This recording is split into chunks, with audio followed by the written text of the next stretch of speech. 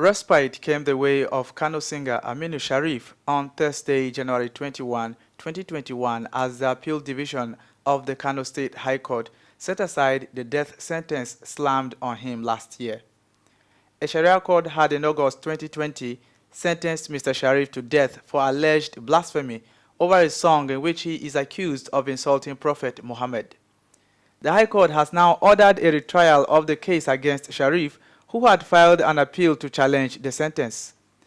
In the judgment delivered by the State Chief Judge, Justice Nuruddin Sagir, the court held that the lower court's proceedings were characterized by irregularities and the appellant was not given fair legal representation.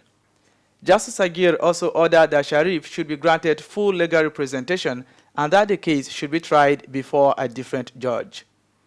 Aminu-Sharif, a Kano-based musician, was arraigned for insulting religious creed contrary to Section 3H2 of Kano State Penal Code Law 2000.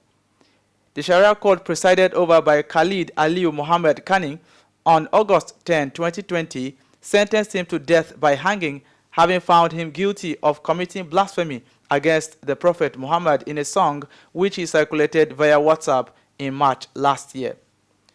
In spite of the outcry against the judgment from individuals and organizations, including Serap and Amnesty International, Kano State Governor Abdullahi Umar Ganduje endorsed the judgment, saying he would not waste time to sign the singer's death sentence if he failed to appeal within 30 days.